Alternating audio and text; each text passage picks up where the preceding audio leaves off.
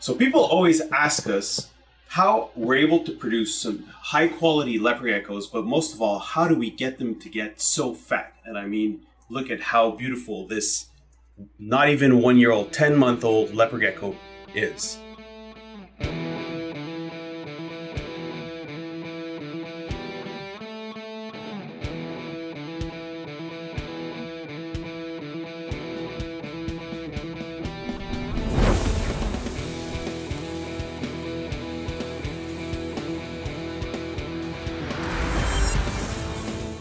So guys, Brian from ABK Reptiles here, and today I'm going to talk to you guys on how we raise our leopard geckos, on how, and then basically how we raise them to be able to sell them to the public, and then how we also raise them to grow for our own breeding. Now, there's a lot of things that change and that we've been learning throughout the years, and I'm going to give you guys all the knowledge that we have in this video. Now, first of all, when we hatch out baby leopard geckos, we usually hatch out the babies and put them in very, very small containers and keep them one by one. Now, we've only realized that keeping them one by one was the best way of growing our leopard geckos the fastest as possible and to become really, really fat. Now, these animals have no stress because they're alone, and we give them and provide them everything that is needed for them to thrive. We feed them their mealworms every week, probably twice a week. We clean them regularly, and we add some silkworms and hornworms and everything that we're able to have access to get them to grow as fast as possible. Now, back in the days, we used to produce thousands and thousands of leopard geckos, and we've had too many babies for how many space that we had to cover. So what we did was that back then we used to grow them 2 by 2. Now, the trick with what was tricky about growing them 2 by 2 was that there was always a dominant animal. Now, we had to every week cull them. So culling is basically the process where we're just grabbing all the bigger animals and just sizing them, making sure that the two animals that are together are basically grown as the same size, because we didn't want one to be more dominant and get all the food and have a little weaker one that wasn't able to get access to the food because the other one was too dominant. So from that point on, we decided, you know what, like, we were producing so much, we said we're going to reduce our collection, try to go a little bit more high end, and try to keep all our animals individually. Again, years past, we've changed. I mean, we've been doing this for over 20 years now, but like years passed, and we realized that we actually have a little bit of some issues when it came to breeding animals. Now, to produce some animals to sell is the best way, because we were growing them and people were buying these awesome, beautiful animals. I mean, look at this 10-month-old. This is one of our Thor lines, or we call them like hypo oranges, that we've been working throughout the years. Beautiful, has some awesome paradox spot. The tail is like half purple, half orange. It's just beautiful.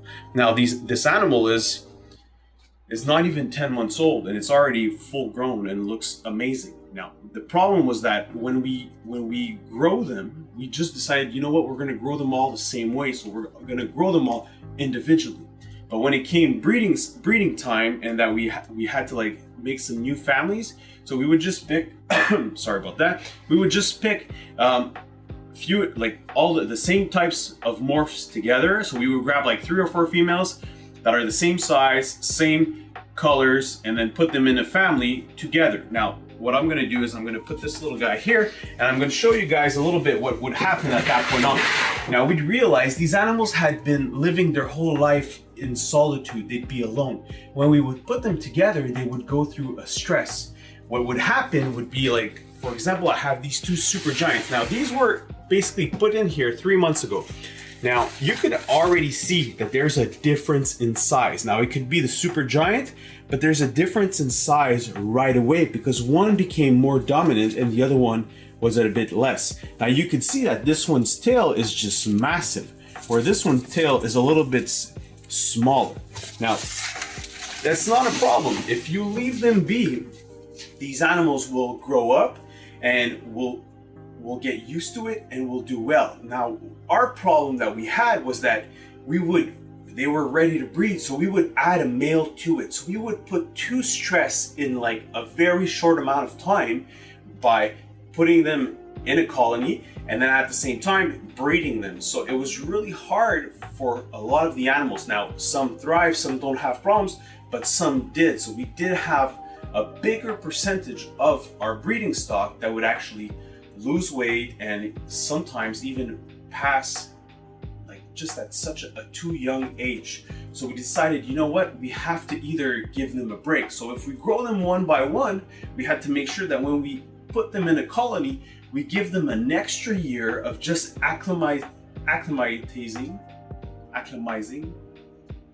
y'all understand it, to acclimate them, so that they just like do well in a colony, and then the following year we add the males.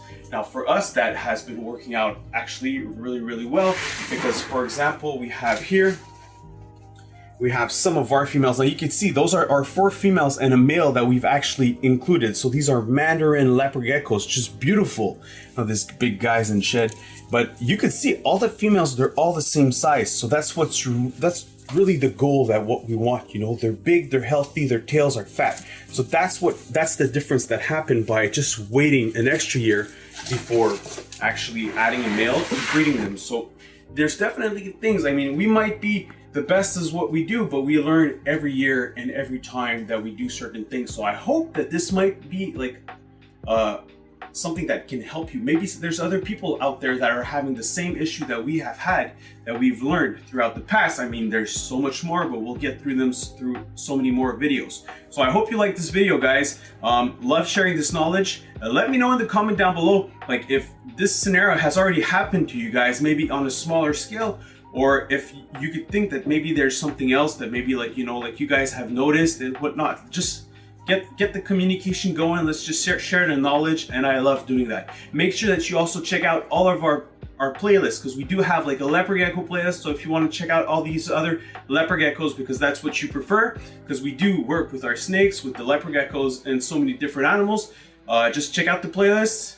They're added on all those little check boxes. And until then, talk to you guys next time. No stress, and enjoy your animals.